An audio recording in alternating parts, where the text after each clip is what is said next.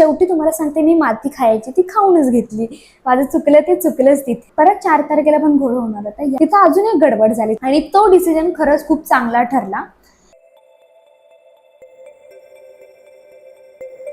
Hello everyone, welcome back to my channel. कसे आहात तुम्ही सगळेजण? स्वागत करते तुमचं माझ्या नवीन एका व्हिडिओमध्ये.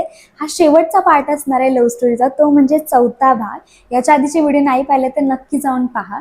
लास्ट व्हिडिओमध्ये मी बोलले होते की आम्ही प्री वेडिंगला गेलो होतो, म्हणजे एक दिवस प्री वेडिंग करून पुन्हा लगेच आम्ही माघारी आलो.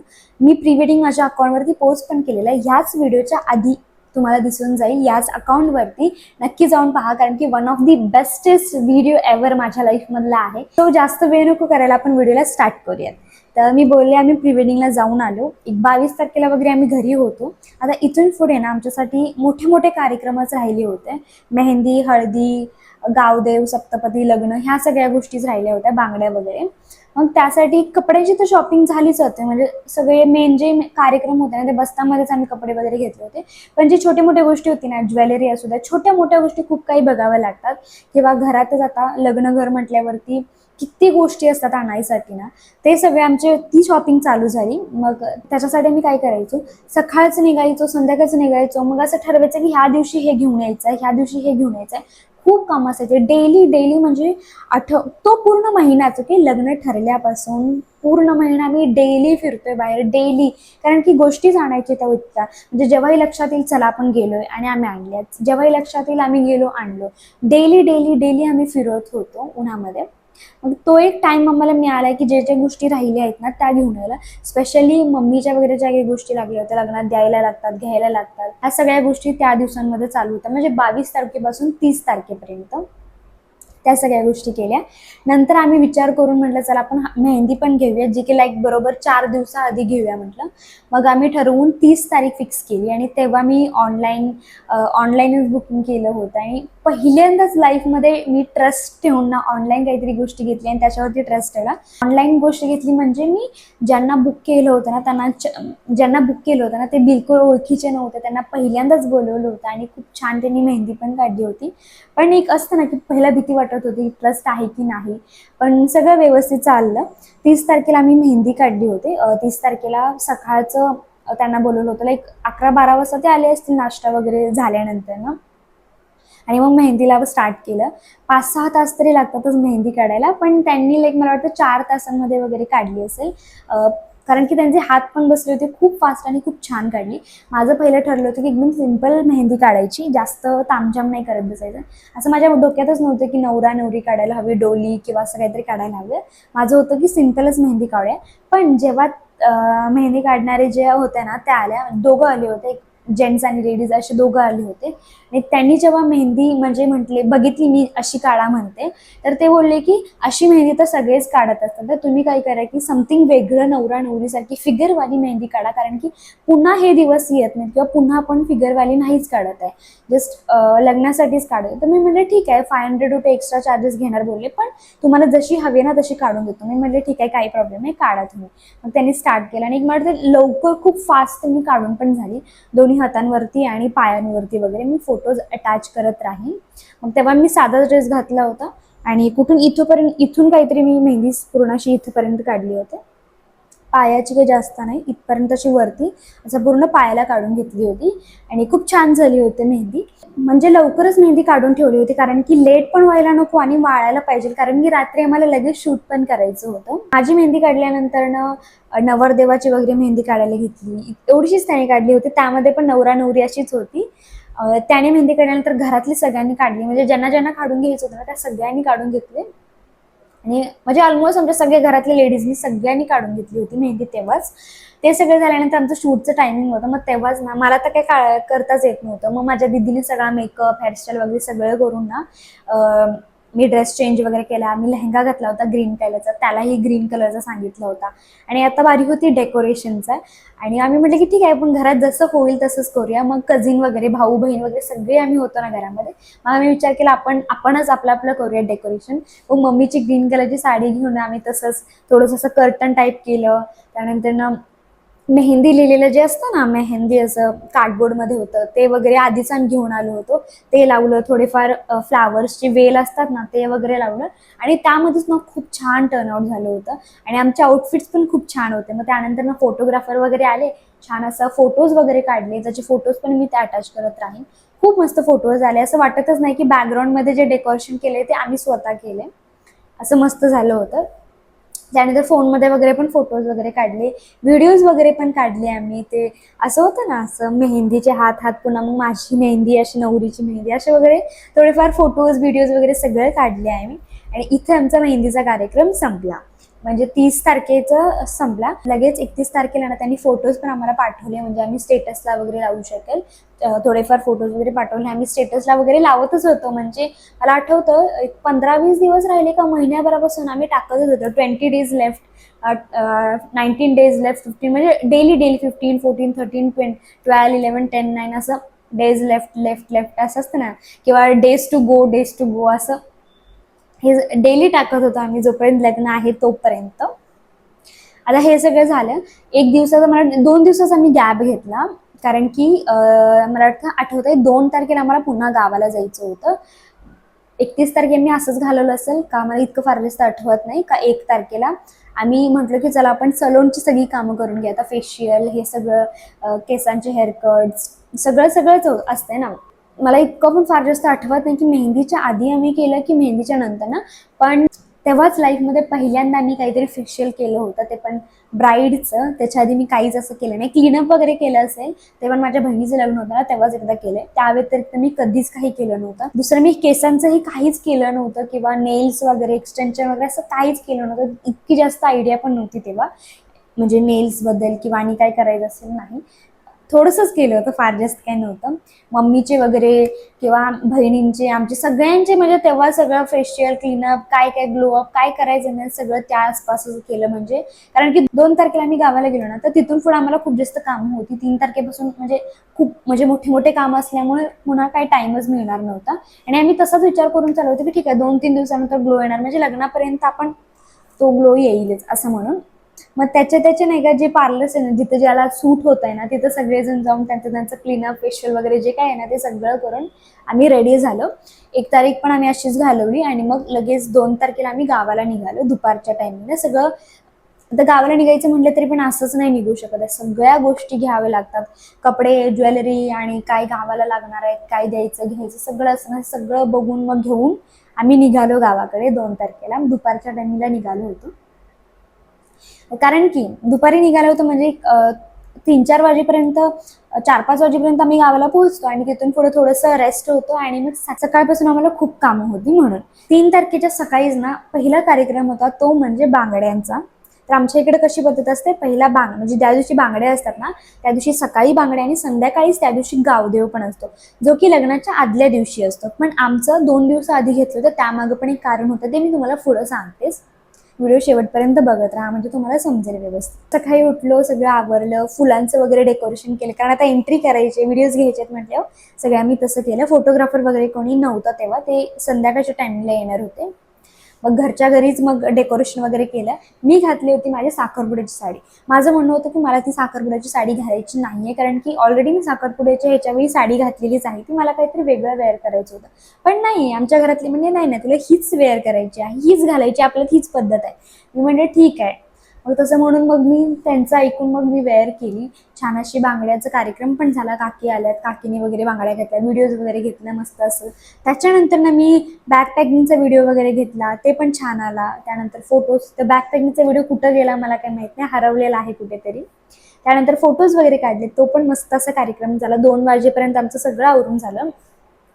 त्याच्यानंतर आमच्याकडे होतं म्हणजे गावदेवासाठी तयार होणं. आता गावदेव म्हणजे तुम्हाला समजलंच असेल की काय असतं, की गावाचं पूर्ण जे काही देव आहेत ना त्या देवांकडे जाणं, त्यांचं दर्शन घेणं, त्यांचा आशीर्वाद घेणं, लग्नाला आमंत्रित करणं, इतकंच असतं. तर त्याच्यासाठीच बराच वेळ जातोच आपल्याला, पण तो एक खास मुवमेंट आहे, सगळेजण कॅप्चर करून ठेवतात, किंवा असतं ना की सगळेजण डान्स वगैरे करतात, असं आहे. ही आमच्याकडे पद्धत आहे, प्रत्येकाकडे वेगळी पद्धत आहे, किंवा एकेकांकडे ही पद्धतच नाही आहे गावदेवांची. पण आम्ही सांगलीकडचे म्हणा, किंवा सांगलीकडच्या साईडला आमची इकडे ही पद्धत असते. आमचं गाव तिकडे आहे ना, तर तिकडच्या साईडला ही पद्धत आहेच. ओके, तुम्हाला याच्याबद्दल माहिती आहे का नाही मला काय माहित आहे, पण मी तुम्हाला क्लिअर केलं की ॲक्च्युअलमध्ये काय काय असतं. मग त्याच्यासाठी रेडी होणार होतो. मग मी म्हणजे तेव्हा माझं आउटफिटचं खूप जास्त गडबड झाली. मी कोल्हापूरमध्ये होते तेव्हा मला सांगितलं की मला हेच आउटफिट साखरपुड्याचंच घालावं लागणार आहे. पण मी खरं सांगते, मला असं झालं होतं की मी किती वेळ हेच कपडे घालू, म्हणजे मी घालू शकत नव्हते. का माहितीये, एकतर ती साडी खूप जास्त डिफिकल्ट आहे ड्रेप करायला. त्याच्यासोबतच माझे कोणी बहिणी वगैरे कोणी आलं नव्हतं जे मला त्या म्हणजे यु नो म्हणजे मला नऊवारी टाईप अशी साडी घालू शकेल, कारण की मला घोड्यावर पण बसायचं होतं ना. तर त्या सगळ्या गोष्टी जुळून येत नव्हत्या. मग मी म्हटलं की मला नाहीच घालायचंय. मग मम्मी म्हटली तुला काय करायचंय तसं कर ऍडजस्टमेंट. मग दिदी वगैरे मागून येतच होते, म्हणजे आम्ही पुढे गेलो होतो, पण मागून जे जे कोणी येणार होते ना, त्यांनाच मग मी म्हटलं, दिदी वगैरे येणार होते तिलाच म्हटलं की काहीही करून माझ्यासाठी ड्रेस अवेलेबल कर, म्हणजे साडी ऍडजस्ट कर, अवेलेबल कर, रेंट कर, काही कर, पण ऍट द मुमेंटला कर. मग ते गेले, म्हणजे जो काही त्यांना चांगला ऑप्शन वाटला ना ते घेऊन आले. ग्रीन कलरमध्येच होते, पण वेगळी होते, म्हणजे कॉन्ट्रास्टमध्ये ब्लाऊज वगैरे होता. आणि जसं ऐन मोक्याला शेवटच्या मुवमेंटला आणलं ना, त्यामुळे इतकं छान असं नव्हतं. पण असतं ना की शेवटचं ऑप्शन म्हणून काहीतरी मिळालं, म्हणून मी वेअर पण केलं. जेव्हा मी आणलं ना, थोडंसं मला फिटिंग पण व्यवस्थित होतं, कारण की रेंटेड आहे, इतकं काही फिटिंग झालं नाही. पण ठीक आहे, होऊन गेलं कसं तरी. आणि शेवटी तुम्हाला सांगते, मी माती खायची ती खाऊनच घेतली. माझं चुकलं ते चुकलंच तिथे, कारण की मी काही मॅनेजमेंट नाही केलं, सरळ विचार नाही केला, किंवा असं ना पहिलं जे प्लॅनिंग होतं ना ते मी केलं नाही तिथे, त्यामुळे तिथे शेवटी घोळ झालाच. ते ड्रेस येणे म्हणजे ते रेंटेड कपडे येऊपर्यंत मी वेअर करूच तर त्यामुळे मला आणखी लेट झाला गावदेवासाठी. त्यामुळे माझं पहिलं जे शूट असतं ना गावदेवात, मी रेडी झाल्यानंतर जे शूट होतं ना ते घेता आलं नाही. डायरेक्ट लेट झाल्यामुळे मी पटकन घोड्यावरती बसून मग आम्ही मेन गावाचं जे ठिकाण आहे ना तिथंच गेलो. त्यामुळे त्या गोष्टी पण राहिल्या. म्हणून टाइम मॅनेजमेंट पण गरजेचं आहे. त्यानंतर ना सगळ्या गोष्टी प्लॅनिंग, कपड्यांचं वगैरे, पुन्हा आता या सगळ्या गोष्टी आपण पण स्वतः पाहायच्या असं, आपण स्वतः नवरी पण सगळं पाहायचं असतं. आणि दुसरी गोष्ट म्हणजे आपलं कोणी मेकअप आर्टिस्ट असेल किंवा कोणीही जवळचं कोणी आहे, पुरवली आहे, असं ह्या सगळ्यांनी पाहायचं असतं की आपल्या ॲक्सेसरीज, ज्वेलरी, मेकअप, ड्रेसेस हे सगळं व्यवस्थित आहे की नाही, हे सगळं म्हणजे मॅनेजमेंट करत राहा. मला माहिती आहे की घाईगडबडीत काही ना काही राहून जातं, विसरतंच, हे होतंच प्रत्येकाच्या सोबत. पण ट्राय करा की गोष्टींना पटापटा आठवत राहा आणि सारखं रिमाइंड करत राहा की तुम्ही ही गोष्ट घेतली आहे की नाही, तुमच्याकडे आहे का नाही. म्हणजे काय की कुठली गोष्ट राहणार नाही, त्यामुळे तुमचा कुठलाही प्रोग्राम मिस व्हायला नको किंवा खराब व्हायला नको ॲटलिस्ट. ओके, असं जसं झालं तसं झालं. मागच्या गोष्टी मी आता आठवत नाही, सोडून द्यायच्याच गोष्टीला. कसं तरी झालं ॲडजस्टमेंट. पण मी जी चुकी केली ना ती तुम्ही करू नका, म्हणून सांगते की सगळ्या गोष्टींचं मॅनेजमेंट करा. मग त्यानंतर ना गावदेवात वगैरे गेलो आम्ही. मेन जे असतं ना गावाचं ठिकाण असतं तिथं जाऊन मग घोड्याला वगैरे नाचवून, आणि खूप मी इतकी जाम घाबरले होते ना, लाईफमध्ये पहिल्यांदा मी घोड्यावर बसले होते. आणि घोडा खूप जास्त हलतोय बाबा, खूप खूप खूप. मला तर इतकी भीती वाटते, मी पडते का काय असं मला वाटत होतं. थोडंसं आम्हाला डान्स वगैरे करवला, घोड्याला फक्त थोडाच वेळ नाचवलं वगैरे. नंतर मग आमचा डीजे वगैरे चालू झाला. तिथं अजून एक गडबड झाली, तुम्हाला ती पण सांगते. ते म्हणजे आम्ही फोटोग्राफर घेऊन गेलो होतो इथले कोल्हापूरचे. त्यांना आमच्या इकडची पद्धत काही माहित नव्हती की कसं आमच्या इकडे गावदेव वगैरे असतो. त्यामुळे त्यांनी जे कॅमेरा घेऊन आणले होते ना, कॅमेरा घेऊन आले होते ना, ते एकदम आय डोंट नो कसले कॅमेरा होते, पण ते लेझर लाईटच्या समोर चालत नव्हते. म्हणजे काहीतरी लेन्स खराब होते का काहीतरी होते असं ते बोलत होते. त्यामुळे इतकं छान आमचा गावदेव झाला, खूप मजा आली, खूप सगळ्यांनी एन्जॉय केलं. पण त्या मोमेंट्सला आम्ही कॅप्चरच नाही करू शकलो, म्हणजे फक्त त्या मेमरीमध्येच राहून गेलेले आहेत, डोक्यामध्येच आहेत. आणि बऱ्याचशा गोष्टी कसं होतं की टाईमनुसार विसरून जातो. मला असं वाटत होतं की व्हिडिओमध्ये ते कॅप्चर व्हायला हवे होते, पण ते झाले नाही. कारण की ते बोलले की जर आम्ही हे शूट केलं तर लेझर लाईटमुळे ह्याची लेन्स खराब होणार, आणि एवढे महाग कॅमेराज आम्ही खराब नाही करू शकत, असं काही काही बोलले. मग आम्ही म्हटलं ठीक आहे. मग थोडेफार मला वाटतं थोडेफारच फोटोज काढले, पण व्हिडिओज वगैरे असं काहीच तेव्हा नाही काढू शकले. जे काय मी फोटोजमध्ये काढले ना तेवढेच आमच्यासोबत आहे, दुसरे नाहीतच. तेव्हा आमचं डोकं हे पण नाही चाललं की ॲटलिस्ट आपण फोनमध्ये तर कॅप्चर करूया, ते पण नाही झालं, कोणीच नाही करू शकलं. एक दोनच क्लिप्स आहेत आमच्याकडे जे आम्ही लाईक असंच रॅन्डम आम्ही शूट केलेले आहेत तेव्हा फोनमध्ये, तेवढेच आमच्याकडे आहेत, दुसरे नाहीतच. सो हा पण एक रिग्रेट आहे की मी त्या स्पेशल मुवमेंटला नाही कॅप्चर नाही करू शकले. म्हणजे असतं ना की छोट्या मोठ्या गोष्टी होत राहतात किंवा काही ना काही राहून जातं, असं स्वतःला मनाला सांगून ना मी शांत बसतीये. सो गावदेव झाला, इथं मेन कार्यक्रम झाला. आता गावदेव आम्ही आधी का घेतला होता ना हे तुम्हाला सांगते. त्याचं कारण होतं म्हणजे लग्न आमचं 5 तारखेला होतं. हळदी जी होती ना ती आमची आदल्या दिवशी म्हणजे 4 तारखेला घेतली होती, कारण की मुहूर्त पण नव्हता. आणि दुसरी गोष्ट म्हणजे हळदी लवकर घेतल्यामुळे ना एक बेनिफिट मिळतो की फार जास्त गडबड होत नाही लग्ना दिवशी. तुमच्याही लग्नामध्ये जर असं होत असेल की आदल्या दिवशीला हळदी घेऊ शकतो ना, तर डेफिनेटली घ्या, कारण की गडबड होत नाही. सगळे कामं, सगळी प्रोग्राम सगळं ना एकदम व्यवस्थित सुरळीत होतं म्हणून. 4 तारखेला हळदी होती. मग त्यामुळेच काय झालंय की गावदेव झाल्यानंतर ना सगळे जे काही मेन मेन व्यक्ती होते, मेन मेन घरातले होते ना, ते सगळे कोल्हापूरला निघाले. कारण की लग्न पण आमचं आता कोल्हापूरलाच होतं, ते पण हॉलमध्ये होतं म्हटल्यावरती तयारी करावीच लागणार होती. मग सगळे घरातले निघाले. आम्ही एकच गाडीमधले व्यक्ती 5-6 जणच आम्ही मागं थांबलो होतो गावाकडे. कारण की गावदेव होऊन गेला होता. गावदेव होईपर्यंत 12 वाजून गेले होते. तर इतक्या रात्री घरातून निघणं किंवा इतका लांबचा प्रवास करणं चांगली गोष्ट नसते, नवरा नवरी तरी स्पेशली. कारण की खूप जास्त धोका असतो, रिस्क असतो. जर तुम्ही पाळत असाल तर तुम्हाला ही गोष्ट माहिती असेल. आमच्या इकडे तरी असं आहे की नवरा नवरी, नवीन जे नवरा नवरी आहेत ना, ते फार जास्त प्रवास करत नाहीत. लग्नाच्या आधी तर बिलकुलच नाही. म्हणजे जेव्हा सगळं म्हणजे बऱ्यापैकी कामं झाल्यात ना, तेव्हा तरी फार जास्त प्रवास नाही करत, कारण की खूप जास्त रिस्क असतं असं आमच्या इथं मानलं जातं. त्यामुळे आम्ही नवरा नवरी आणि कुरवली आणि मेन मेन जे होते ना व्यक्ती, कुरुली वगैरे आणि फार जण मागेच थांबलं होतं, म्हणजे गावाकडे. दुसरे सगळे मम्मी पप्पा वगैरे गेले होते, कारण त्यांना खूप जास्त कामं होती तिथं. गावाकडेच आम्ही ती रात्र काढली आणि मग सकाळचं पण आम्ही लवकर निघालो, कारण की आज म्हणजे 4 तारखेला हळदी पण होती आणि आम्हाला घरातून निघायचं पण होतं. मग लवकर आलो असेल, मला एकदम परफेक्ट टायमिंग आठवत नाही, लवकरच आम्ही निघालो होतो, लवकर पोहोचलो पण. त्यानंतर परत मला घरातली म्हणत होते, परत आता या दिवशी पण गोळ करत होते. या दिवशी पण मला घरातली म्हणजे स्पेशली लेडीज आमच्या घरातले आहेत ना, त्या म्हणत होते की पुन्हा तू साखरपुड्याची साडी घाल, कारण की घरातून निघताना पण साखरपुड्याची साडीच घालतात. आणि मी एवढी जास्त फ्रस्ट्रेटेड झाला. मी म्हटलं बास आता नाही. ऑलरेडी मागचा जो प्रोग्राम होता गावदेवाचा ना, तो सगळा तहस नहस झालेला आहे माझा. त्यामुळे आता मी ती साडी तर घालणारच नाही आणि मी माझ्या पद्धतीनेच घालेल, मला जे काय घालायचं आहे. मग तेव्हा कसं आहे की ती जुनी व्यक्ती, जुनं माणसं जुन्या पद्धतीनेच विचार करतात की एकच साडी म्हणजे तीच तीच परत परत घालायची. पण नंतर दिदी त्यांनी म्हटले की असू दे, परत कुठे हे मुवमेंट्स येणार आहेत आणि असू दे, फोटोज वगैरे छान छान निघतील जेव्हा आपण वेगळे वेगळे आउटफिट्स घालणार. असं म्हणून मग पुन्हा मी माझ्या आवडीची म्हणजे माझी वेगळी साडी वेअर केली आणि तो डिसिजन खरंच खूप चांगला ठरला. पुढे सांगते तुम्हाला. कारण की सगळ्यांनी हळदीसाठी येल्लो कलरच्या साड्या घातल्या होत्या, ड्रेसेस किंवा सगळं येल्लो कलर, म्हणजे सगळीकडे बघेल तिकडे येल्लो येल्लो. आणि त्यामध्येच मी वेगळा कलर, डार्क कलर घालून आले होते, जो म्हणजे मरून कलर, जी साडी तुम्ही मला ऑलरेडी पाहिली असेल कुठेतरी वेअर केलेली वगैरे. आणि ती साडी माझ्या इतकी खूप छान सुंदर अशी वाटत होती ना, एक ती नवरीवाला फील येत होतं. एकदम सिम्पलच साडी होती पण डार्क कलर होता, त्यामध्ये सगळेजण येल्लो येल्लो. आणि माझी एंट्री वगैरे खूप मस्त झाली. तेव्हा मला तो डिसिजन हा चांगला वाटला की ठीक आहे, मी माझ्या मनासारखं केलं आणि ते छान टर्नआउट पण झालं. मग घरातून निघताना पण फोटोज काढले. तो खूप स्पेशल मुवमेंट होता, खूप इमोशनल मुवमेंट होता, कारण की आपला शेवटचा दिवस आहे त्या घरांमध्ये, किंवा खरंच आता ती वेळ आलेली आहे की आपण घरातून निघत आहोत, असं सगळं वाटत होतं. खूप असे इमोशन्स होते की ते सगळे सोबत घेऊन ना, म्हणजे असतं ना की दुःखी पण आहे, उदास पण आहे, खुश पण आहोत, नर्वस पण आहोत, हे सगळे इमोशन्स सोबत घेऊन ना निघालो आम्ही.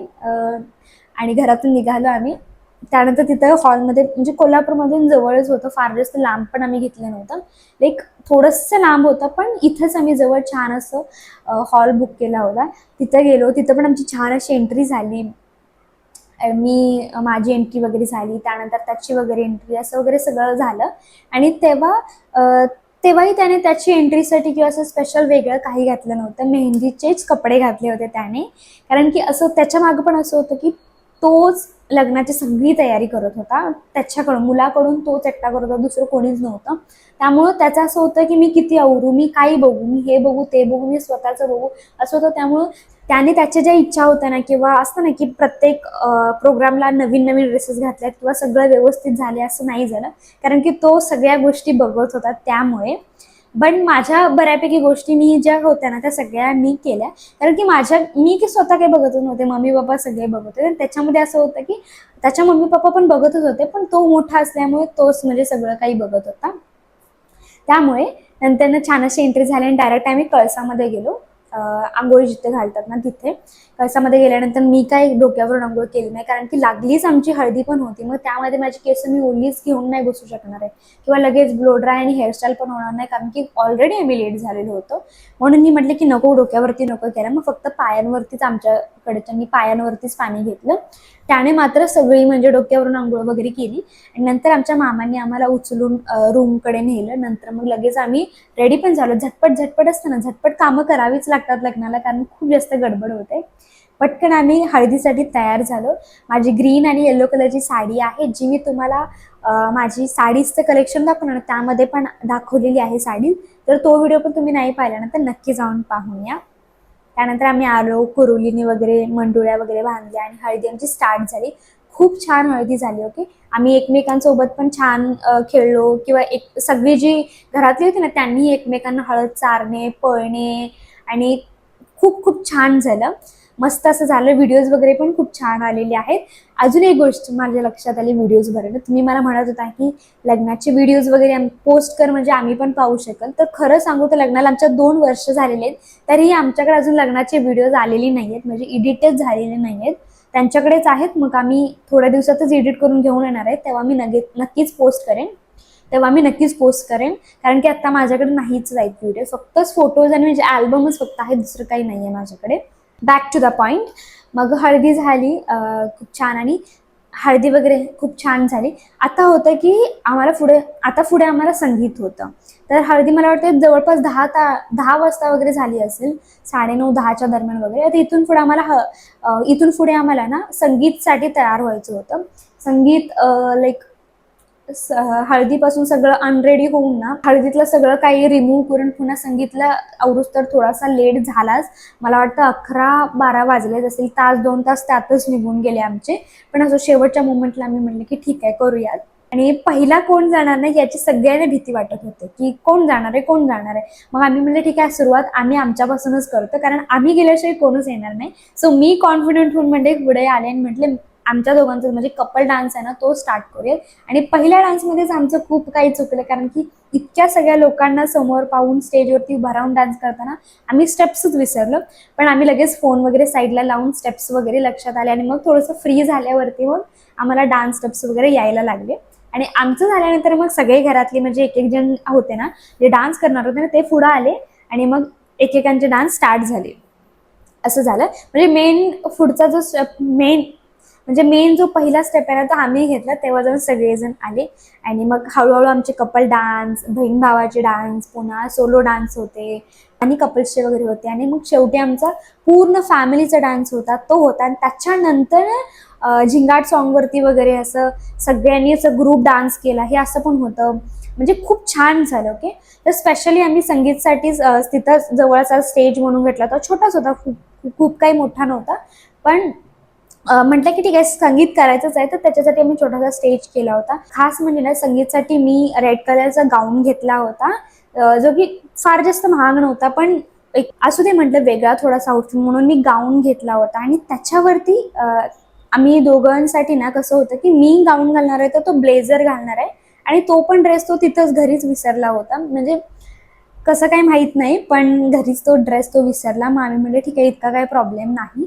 थोडंसं लांबच असल्यामुळे कोण घरी जाऊन घेऊन येणार, त्यापेक्षा म्हटलं ठीक आहे, जो आधी त्यांनी मेहंदीचा ड्रेस घातला होता एंट्रीसाठी ना तोच त्याने पुन्हा संगीतसाठीच वेअर केला. म्हणजे ठीक आहे, असं जसं होईल तसं आपण म्हणजे जसं होईल तसं प्रोग्राम आपण करूयात असं आम्ही म्हटलं आणि स्टार्ट केलं. कसं होतं ना की ते म्हण आहे ना, बडे बडे शहरों में से छोटी छोटी बातें होती रहते, तसं आमच्यासोबत झालं होतं. काय होतं की प्रत्येकच गोष्टी मनासारख्या किंवा एकदम परफेक्ट होत नाहीत. सगळ्याच गोष्टीमध्ये पुढे मागे कमी जास्त होत राहतं आणि तिथं मेन ऍडजस्ट करणं हे इम्पॉर्टंट आहे.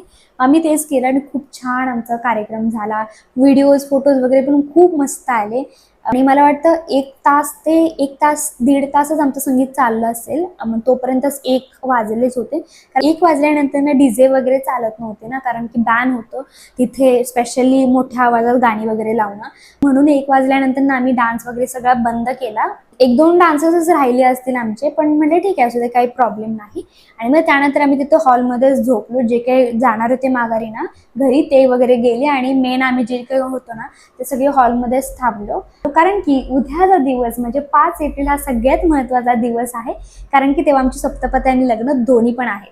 त्यानंतर ना तो दिवस आला, म्हणजेच 5 एप्रिल 2024 जेव्हा आमचं लग्न झालं.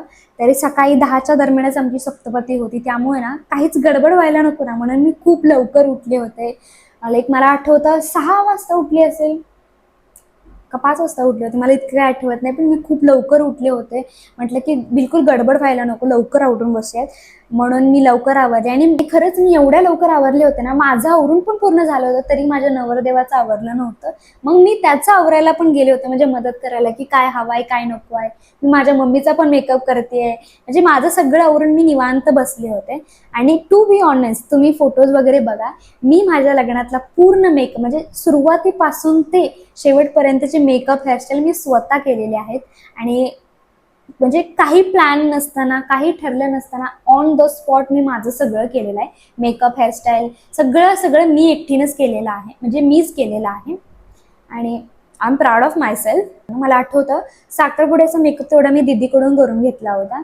त्यानंतरनं जे सगळे मी स्वतःच केले. आणि तेव्हा ना फार जास्त असं नव्हतं की ब्लश लावायचा आहे किंवा फार जास्त एवढं नव्हतं, एकदम सिम्पल नॅचरल असं असतं ना लुक, तसा होता तेव्हा. आणि मला तसा जमत होता मेकअप. आता जसा जमतो ना तसा जमत नव्हता, पण छान आले फोटोज वगैरे पण छान आले, किंवा प्रत्यक्षात जे दिसत होतं ना ते पण छान वाटत होतं. जेव्हा आमची म्हणजे सप्तपदी होती ना 10 वाजता, तर सप्तपदी वगैरे झाली. आणि मेन सप्तपदीत कसं असतं माहितीये का, आपल्या घरातले जे व्यक्ती असतात ना त्यांच्या हातून तांदूळ पडतं. मेन जे लग्न असतं ना तेव्हा सप्तपदीमध्येच होतं. आणि जे लग्न असतं ना की सगळ्यांच्या समोर तेव्हा सगळे तांदूळ टाकतात, ते फक्त एक नावापुरतं असतं किंवा एक रिसेप्शन टाईपच असतं. मेन जे लग्न असतं ते सप्तपदीमध्येच होतं, जिथं मामा आई वडील असतात ना तेच किंवा काका काकी हेच तांदूळ टाकत असतात, एवढंच.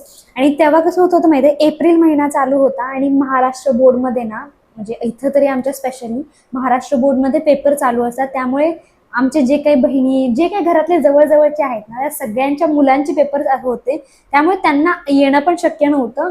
आणि त्यांना तिथं त्या मोमेंटला येणं पण शक्य नव्हतं. म्हणूनच सप्तपदीच्या वेळी ना कोणीच आमच्यामधले नव्हते, मेन जे बहिणी वगैरे असे कोणच नव्हते. माझा स्वतःचा सक्का भाऊ पण नव्हता सप्तपदीच्या वेळी, कारण की त्याचे पण पेपर होते, ते शेवटचे पेपर असल्यामुळं थोडंसं अवघड होतं मिस करायचं. म्हणजे तो होता पण एकदम शेवटच्या मुवमेंटला आला, असं झालं.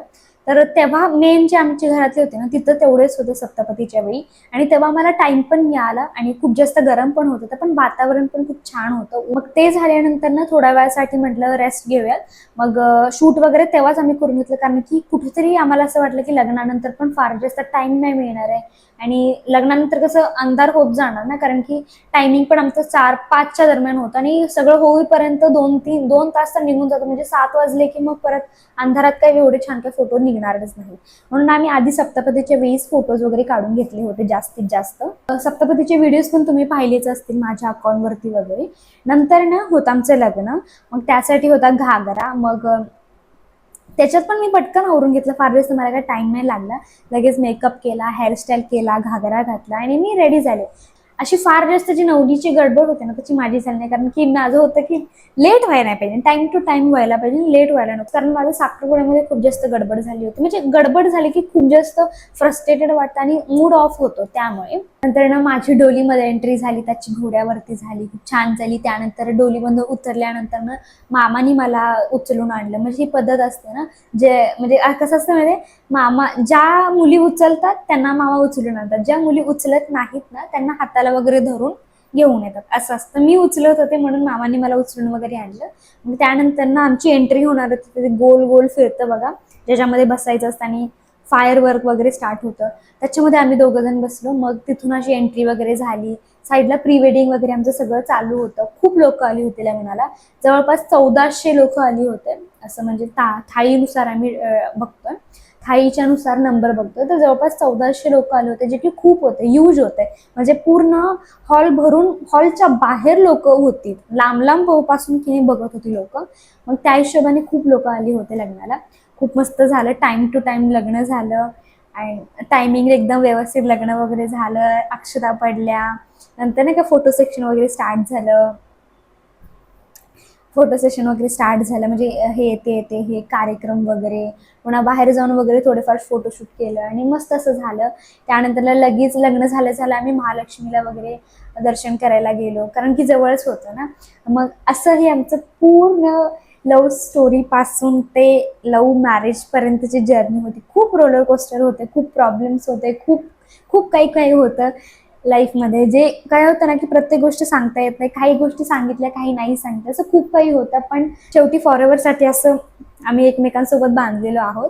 अशी आमची जर्नी होती. तुम्हाला कशी वाटली आमची जर्नी किंवा लव्ह स्टोरीचे पार्ट, ही सिरीज कशी वाटली ना, मला नक्की कमेंटमध्ये सांगा. नेक्स्ट कोणत्या सिरीजवरती व्हिडिओज बनवू किंवा कोणत्या व्हिडिओज टॉपिकवरती तुम्हाला व्हिडिओज पाहायला आवडतील, हे सगळं मला कमेंटमध्ये सांगा. आणि आधीचे व्हिडिओज वगैरे नाही पाहिले ना तर नक्की पाहूया. सगळ्यात खास म्हणजे या सिरीजला, लव्ह स्टोरीच्या सिरीजला तुम्ही खूप छान प्रेम दिलं, खूप खूप छान प्रतिसाद पण दिला, जे मला अपेक्षित नव्हतं. पण खूप मस्त, खूप छान वाटलं मला. आणि असंच प्रेम प्रतिसाद देत राहा. लाईक, शेअर, कमेंट, सबस्क्राईब करत राहा. फॉलो करा अकाउंटला इन्स्टावरती वगैरे. आणि लवकरच नवीन नवीन व्हिडिओज पाहायला मिळणार आहेत, काहीतरी इंटरेस्टिंग येणार आहे. सो फॉलो करून घ्या. भेटू आपण नेक्स्ट व्हिडिओमध्ये. तोपर्यंत बाय. चला.